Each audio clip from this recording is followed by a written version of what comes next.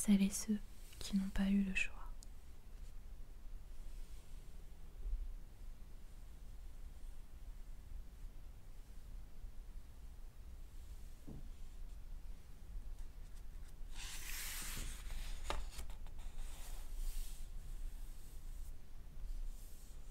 Décret numéro 142-021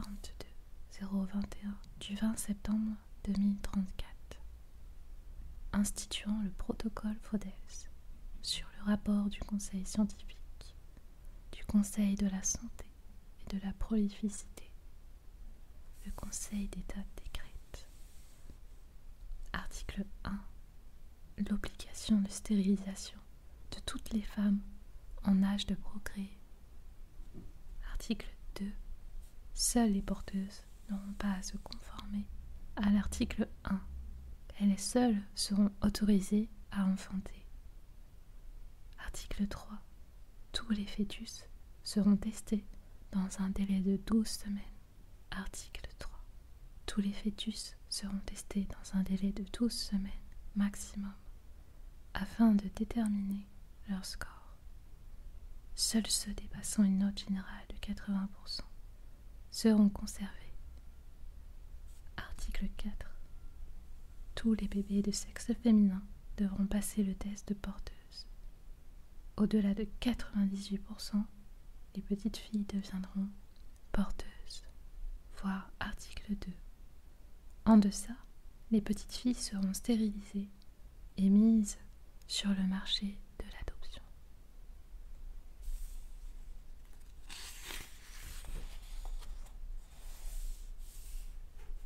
Prologue. Le cri provenant de la pièce voisine lui glaça le sang.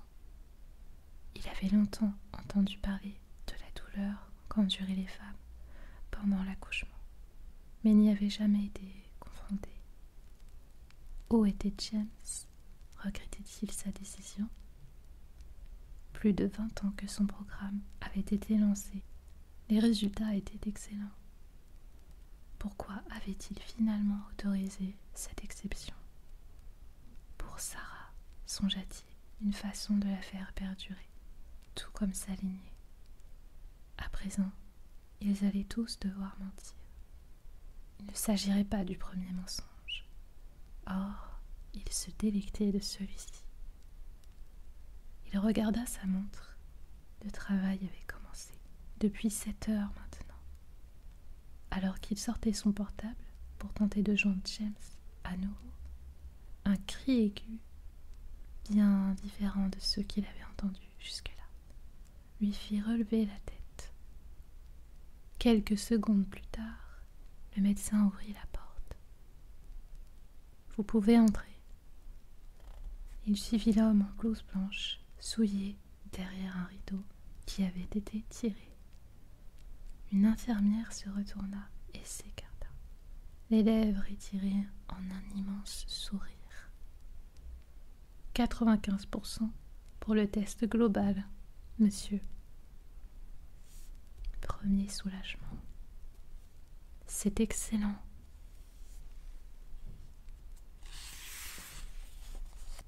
Oui, et attendez de connaître le résultat du second. L'infirmière hocha la tête avec frénésie à ses côtés. 100%. Il n'en revenait pas. Un tel résultat était-il seulement possible? Vous en êtes certain? Affirmatif, confirma le médecin. C'est extrêmement rare. Vous pouvez être fier. Il avait du mal à réaliser. C'était parfait. Cependant, maintenant qu'il l'avait sous les yeux, il ne pouvait s'empêcher de songer à ce qui les attendait. Son épouse ne comprendrait jamais la décision qu'il s'apprêtait à prendre et ne lui pardonnerait pas. Mais lui, à l'inverse de James, ne ferait aucune exception. Chapitre 1. J'ai un mauvais pressentiment. Inaya leva les yeux de sa lecture et observa Moira lorsque sa meilleure amie avait un mauvais pressentiment. La journée finissait toujours mal. Elle posa son livre et s'approcha de Moira, qui avait cessé de faire les 100 pas. En 25 ans passés à ses côtés, Inaya avait appris à la connaître par cœur. Elle le savait. Moira était très agitée. Elle l'était systématiquement lorsqu'ils entamaient son 8e mois et ne pouvait plus bouger comme elle l'aurait souhaité. Les infirmières la surveillaient avec une attention toute particulière. Elle était très prisée. Ses bébés se vendaient cher. Les 14 qu'elle avait eus, jusqu'alors, avaient tous hérité de sa magnifique peau noire, très rare et qui plaisait aux parents à la recherche d'exotisme. Elle avait de nombreuses restrictions supplémentaires à supporter. Tout était mis en œuvre pour que ses grossesses soient menées à terme. Calme-toi, Moira. Tu sais que tu es toujours nerveuse quand tu arrives au bout. La jeune femme soupira. Facile à dire, mademoiselle. Je suis dans mon 11e mois, railla-t-elle. Inaya sourit. Son amie avait raison. Il lui restait 5 jours pour profiter de ces merveilleux 10e et 11e mois qu'elles attendaient toutes avant de recommencer. Encore et encore. Elle posa la main sur son ventre et pinça sa peau, dont l'élasticité avait été mise à rude épreuve depuis ses 13 ans. Moira remarqua son geste et lui caressa l'avant-bras. Dans quelques années, tout sera terminé. On pourra partir au temple et vivre un peu. Inaya haussa les épaules avec lassitude et rétorqua. C'est loin.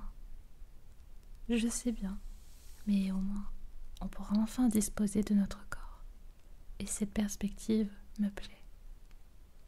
Inaya ne répondit pas, son regard se perdant à travers la baie vitrée du salon de leur pavillon. Le jardin était immense, assez spacieux pour les 20 mères porteuses qui vivaient là. Pour le clôturer, à la place de simples haies, de jolies palissades blanches, murées en pierre. Des murs de plusieurs mètres de haut étaient érigés. Inaya le savait, de l'autre côté se trouvaient des tranchées et des barbelés pour leur protection, car les porteuses étaient, comme lui avait répété son père à maintes reprises, le bien le plus précieux qui soit. Les autres n'avaient jamais eu l'occasion de voir à quoi ressemblait l'extérieur de la prolificité. Elles passaient de la nurserie à la maison préparatoire jusqu'à ce que leur corps soit prêt, puis étaient transférées au pavillon qui leur était attribué. Elles y vivaient jusqu'à leurs 35 ans, enchaînant les grossesses. Et enfin, venait le jour où elles prenaient la retraite tant méritée, au temple. Elles ne quittaient leur pavillon que pour les inséminations, les accouchements et les suivis médicaux, ne pouvant être réalisés par les infirmières sur place, et étaient toujours transportées dans des véhicules sans fenêtre. Moira la sortit de ses pensées. J'espère que Zoïra ira mieux aujourd'hui. La pauvre n'était encore pas bien hier. La première est toujours la plus dure. Rappelle-toi la tienne. J'étais même encore plus jeune, fit remarquer Moira en secouant la tête. Juste avant mes 13 ans. En tout cas, Zoya va devoir être courageuse. Elle n'est pas au bout de ses peines. Elle se remit à tourner en rond, se tenant le bas du dos, en grimaçant. Pas sûr que ça devienne plus facile avec le temps, finalement, gommait la tête. Assieds-toi donc. Les deux amies se retournèrent vers Aïda, qui s'approchait, les bras croisés sur son énorme ventre. Et arrêtez de vous plaindre. Que devrais-je dire, moi qui ai eu plus de bébés que vous deux réunis? Ce n'est pas ma faute si tu es désormais une mamie qui a eu tendance à pondre des jumeaux, quasi systématiquement, railla Moira. Aïda s'installa dans le grand canapé. Inaya la trouvait fatiguée. Elle avait l'impression que son teint hâlé avait tiré vers le gris, avec les années et les grossesses accumulées. « Il te reste combien de temps ?» lui demanda-t-elle. 21 jours, répondit Aïda, l'air soulagé. Et après, à moi le temple. Tu vas nous manquer, souffla Moïra en venant s'installer à ses côtés. Oh que oui, approuva Inaya. Qui donc va s'occuper des plus jeunes désormais? Il serait peut-être temps que vous preniez vos rôles d'aînés, un peu plus à cœur toutes les deux. Et vous finirez par me rejoindre, de toute façon. Inaya allait répondre, mais un cri provenant de l'une des chambres l'en empêcha. « Bonjour Lucas, vous êtes venu voir Martin ?» Lucas salua à son tour la doctoresse responsable du niveau où résidait son père. « Oui, et faire mon tour hebdomadaire. » Il secoua la boîte vide qu'il tenait dans ses mains. « Madeleine, cette semaine, je vous en aurais bien proposé une, mais elles ont été victimes de leur succès. » Le médecin lui sourit. « Vous remercierez votre maman. Ce que vous faites tous les deux pour les patients de service est admirable. » Lucas haussa les épaules, gêné.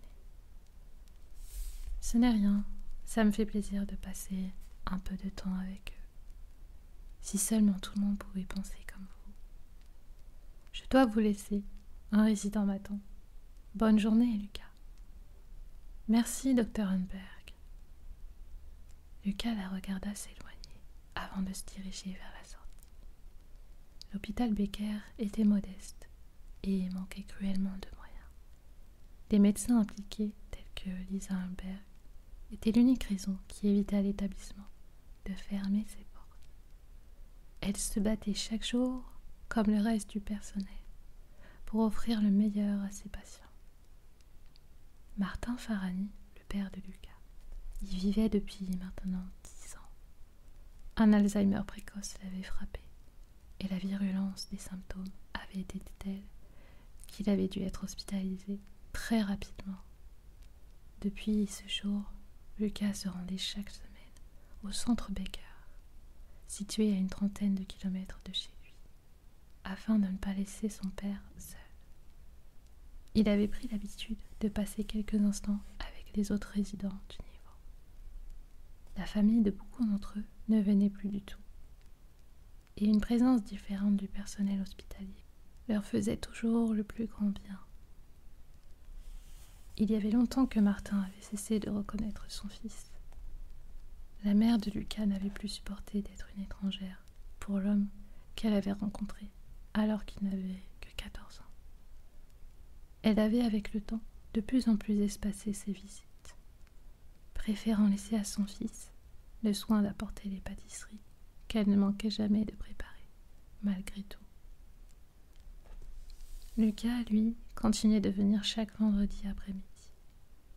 Cependant, pour la première fois depuis des mois, il avait dû avancer sa visite, car il devait se rendre dans un tout autre centre en fin de semaine, celui de la prolificité. Jusqu'à ses 10 ans, il y avait été suivi, un des prétendus privilèges accordés au dernier-né. Les médecins l'avaient ausculté, mesuré, pesé et testé tous les mois pour l'opposer au nouveau super bébé créé par la prolificité.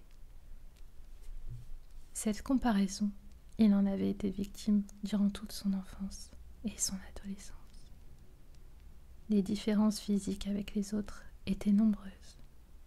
Lucas était plus petit, moins élancé, moins beau que ces nouveaux modèles conçus et modelés dans des éprouvettes. Mais le plus notable n'était pas visible. Une majorité de la population était désormais formatée dès la naissance, répondant bien souvent à des caractéristiques identiques. Avec le temps, Lucas s'était tout de même intégré, sans pour autant cesser de se sentir très différent. Il voyait d'un œil plutôt mauvais le protocole de la prolificité et était ravi de ne plus avoir affaire à eux depuis un peu plus de 30 ans. Il avait été surpris de recevoir une première lettre, 6 semaines plus tôt, lui annonçant que la prolificité lui offrait un bilan de santé. Quelques jours plus tard, un second courrier était arrivé, avec la date fixée pour son rendez-vous. Il n'avait pas osé aborder le sujet avec Mathilde, sa mère. Celle-ci s'emportait à chaque fois qu'elle entendait parler de la prolificité. Comme toutes les femmes à partir de 2034, elle avait été opérée pour être stérilisée, alors qu'elle avait accepté le fait qu'elle ne serait jamais mère.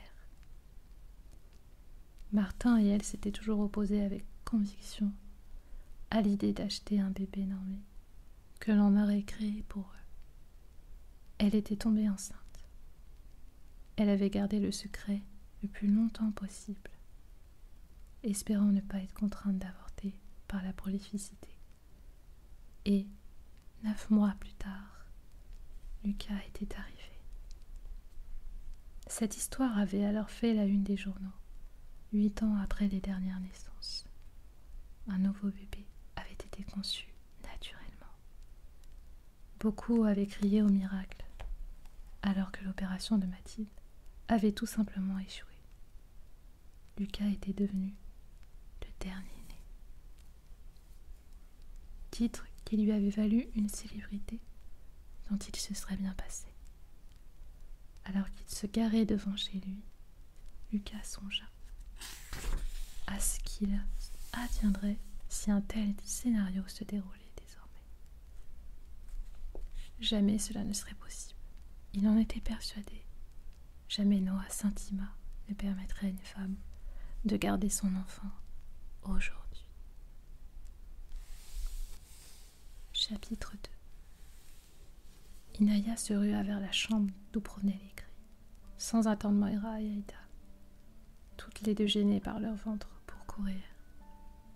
Quand elle arriva, 2 filles étaient déjà là, assistant avec horreur à ce qu'elles avaient sous leurs yeux. Lucia, l'une des porteuses du pavillon, gémissait et se tordait sur le sol, assise dans une flaque de sang. Inaya comprit immédiatement ce qu'il se passait et se jeta à genoux aux côtés de la jeune femme, qui s'effondra dans ses bras. « Appelez les infirmières, vite !» hurla Inaya aux 2 autres qui la regardaient, totalement paniquées. La plus jeune réagit dans un sursaut et se précipita vers le hall d'entrée où se trouvait le téléphone d'urgence. « Merde !» jura Mera lorsqu'elle franchit le pas de la porte avec Aïda. Elle s'agenouilla auprès de Lucia en s'appuyant sur le lit. « Je vais chercher des serviettes !» annonça Aïda. Inaya repoussa les boucles trempées de sueur qui tombaient devant le visage livide de Lucia.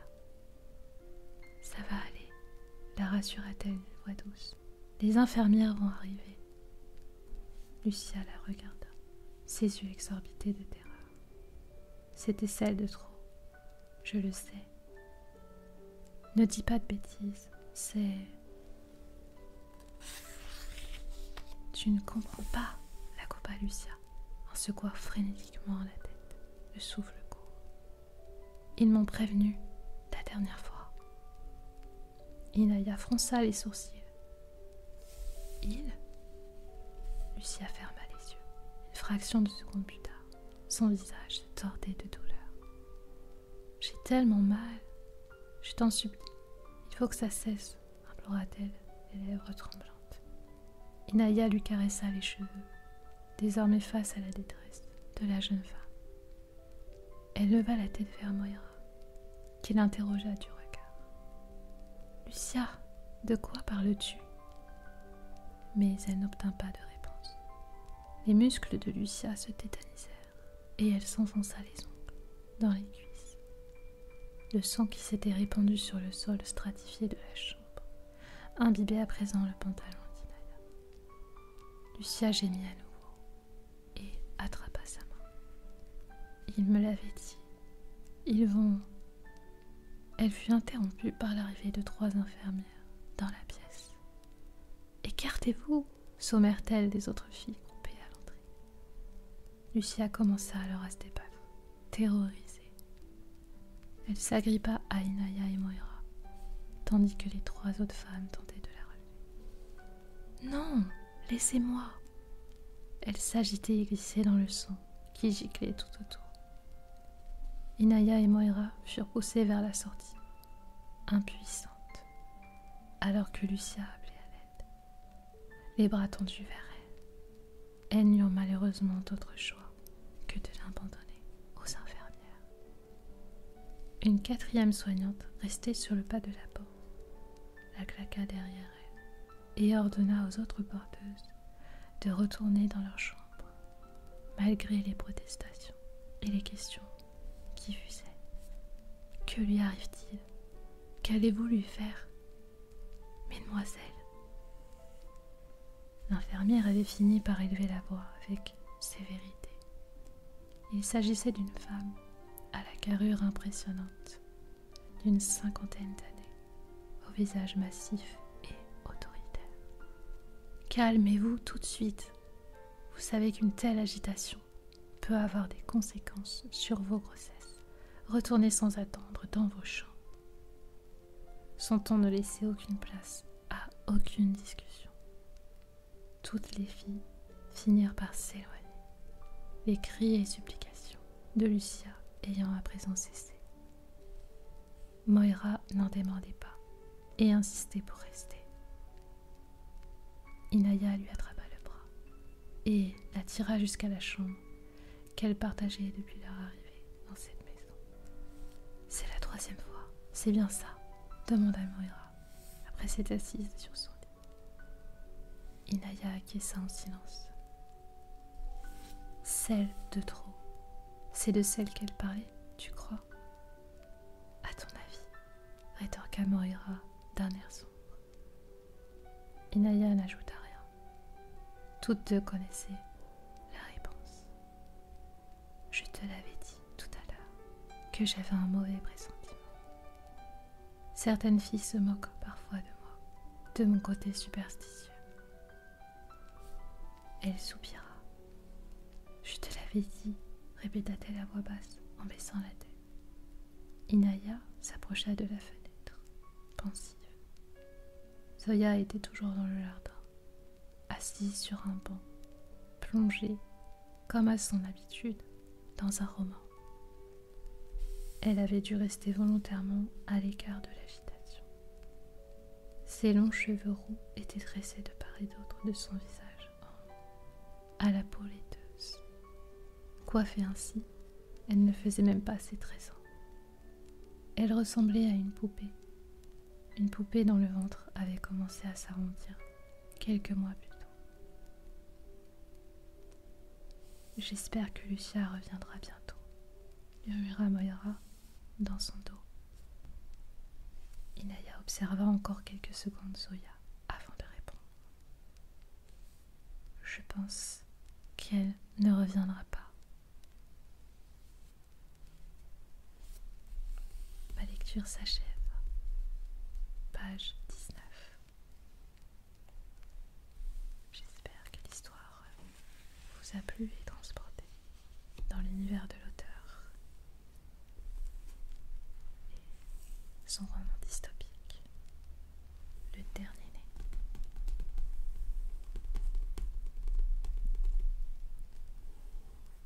Peut-être que vous serez curieux à le lire. Je mets le lien dans la barre d'infos. Ce roman-là.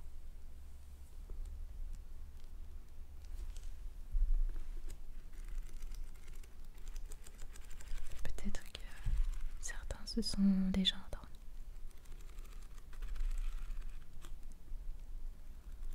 Belle fin de vidéo. Et à la prochaine vidéo du lundi. Belle nuit ou belle journée.